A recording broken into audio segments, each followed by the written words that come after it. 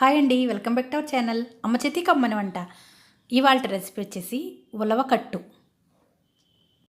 ఉలవలతో చాలా రకాలుగా ప్రిపేర్ చేసుకోవచ్చండి. ఉలవలు మన ఆరోగ్యానికి చాలా మంచిది. నేను ఈ వీడియోలో అయితే ఉలవ కట్టును ప్రిపేర్ చేస్తున్నాను. ఏ విధంగా ప్రిపేర్ చేయాలో ఈ వీడియోలో చూసేద్దాం రండి. ముందుగా పావు కేజీ ఉలవలను నైట్ నానబెట్టుకోవాలి. నైట్ నానబెట్టుకోవడం వల్ల మార్నింగ్కి బాగా నానతాయి. మనం నానబెట్టిన వాటర్ ఉంటుంది కదండి, ఆ వాటరు వేస్ట్ చేయక్కర్లేదు. ఆ వాటర్తోనే ఉలవల్ని ఉడకబెట్టుకోవాలి. మనం ఉలవల్ని నానబెట్టేటప్పుడు వాటిని శుభ్రం చేసి శుభ్రంగా కడిగి నానబెట్టుకోవాలి. 1 కప్పు ఉలవలకి 4 కప్పులు నీళ్ళు చొప్పున నానబెట్టుకుంటే ఆ వాటర్తో ఉడికించుకుంటే సరిపోతుంది. మనం ఉలవల్ని కుక్కర్లో ఉడికించుకుంటే ఒక 7-8 విజిల్ వరకు సరిపోతాయండి. అదే కనుక గిన్నెలో ఉడికించుకోవాలి అనుకుంటే ఒక హాఫ్ అన్ అవర్ సమయం పడుతుంది. ఉలవలు ఉడుకుతున్నప్పుడే నిమ్మకాయ సైజు అంతా చింతపండుని కూడా నానబెట్టుకోవాలి. చూడండి, ఉలవలు ఈ విధంగా మెత్తగా ఉడకాలి. ఈ విధంగా ఉడకడం వల్ల ఉలవకట్టు టేస్ట్ బాగుంటుంది. ఈ ఉలవకట్టును ఒక స్టైనర్లోకి వడగట్టుకోవాలి. ఈ విధంగా వడగట్టుకుని పక్కన ఉంచుకోవాలి. ఉలవలు ఉంటాయి కదండి, మనం స్టైనర్లో వడగట్టేసిన తర్వాత ఈ ఉలవల్ని చాలా రకాలుగా ప్రిపేర్ చేసుకోవచ్చు. మనకి ఉలవకట్టు కాస్త చిక్కగా కావాలి అనుకుంటే ఒక 2 టేబుల్ స్పూన్స్ ఉలవల్ని మిక్సీలో వేసి మెత్తగా పేస్ట్ లాగా చేసుకుని వేసుకోవచ్చు. మనం షుగర్ని కలుపుకొని తినేయచ్చు. లేదంటే మనం శనగలు తాలింపు పెట్టుకుంటాం కదా, అదేవిధంగా గుగ్గీలుగా కూడా తాలింపు పెట్టుకోవచ్చు.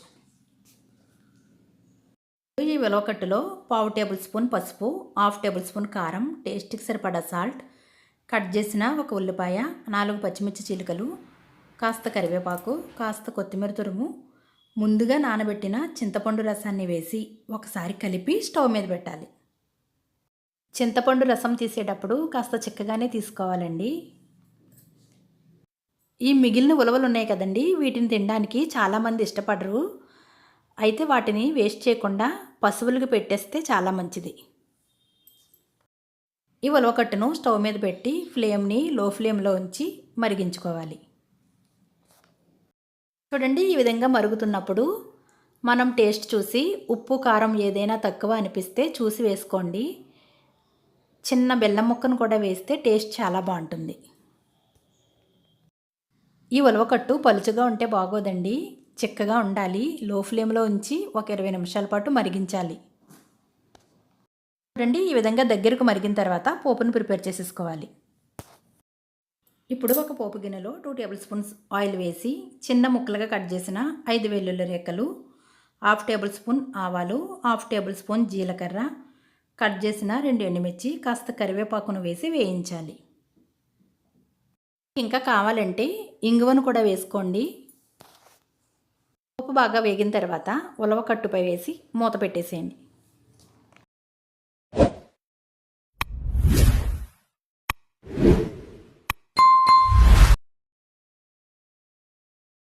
అంతేనండి, ఉలవకట్టు రెడీ. వేడివేడి రైసులకు బాగుంటుంది, ఇడ్లీ దోశల్లోకి కూడా చాలా బాగుంటుంది. ఈ ఉలవకట్టును ఫ్రిడ్జ్లో ఉంచినట్లయితే ఒక వారం రోజులు పాడవకుండా ఉంటుందండి. ఉలవకట్టులో వెన్న వేసుకుని తింటే బాగుంటుందండి. ఒకవేళ వెన్న మీకు అందుబాటులో లేదనుకోండి, పెరుగు పైన మీగడ ఉంటుంది కదా, ఆ మీగడతోనైనా తినచ్చు, చాలా బాగుంటుంది. కూడా ఈ ఆంధ్ర ఉలవకట్టుని ఓసారి ట్రై చేయండి. ఈ వీడియో కనుక మీకు నచ్చినట్లయితే లైక్ చేయండి, సబ్స్క్రైబ్ చేయండి, మీ ఫ్రెండ్స్కి షేర్ చేయండి. Thanks for watching.